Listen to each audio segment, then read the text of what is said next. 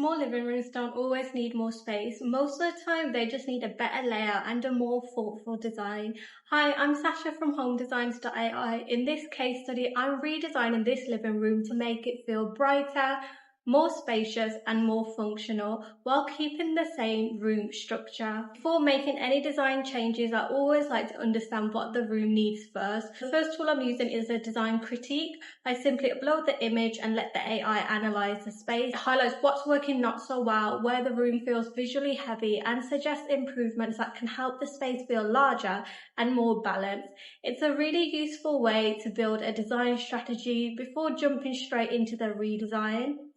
Now that I have a clear direction, it's time to prepare the room. I'm using the furniture remover tool to remove a few of the pieces I'm planning to replace. So I'm removing the artwork on the wall, both bookshelves, the TV and the unit underneath it and the armchair. I start with automatic selection, then I quickly refine it and make sure I've selected any areas that I need the AI to remove using the manual selection. This leaves me with a much cleaner starting point while keeping the overall room intact. Now I can move into the magic redesign tool. The object isn't to fill the room with more furniture, it's to make the room feel more open by improving the layout and simplifying the visual weight. For this redesign, I'm choosing a modern style with subtle pops of colour. So I want to make a few different changes using this prompt. One change that can make a huge difference is moving the TV onto the wall. Now I want to mount the TV on the wall. I did not include this in the previous long prompt because it is very location sensitive. I can try this with one prompt to see if it picks up on the location. And if it doesn't pick up on it, the best thing to do is to manually annotate the image with a drawing tool on your laptop. So download it, annotate the drawing and then re-upload it and try again with that same prompt and it should pick up on it. Now, the ceiling light is one detail I want to customize even further. Rather than describing it with just words alone, I can upload a reference image directly into the image reference feature inside the Magic Redesign tool alongside a single prompt. The AI uses that image as inspiration while keeping the rest of the room consistent. The same workflow works with mood boards too. If I've already collected inspiration showing colours, materials or furniture I like, I can upload those images and ask the AI to incorporate those design elements throughout the room. It's a simple way to create a much more personalized result.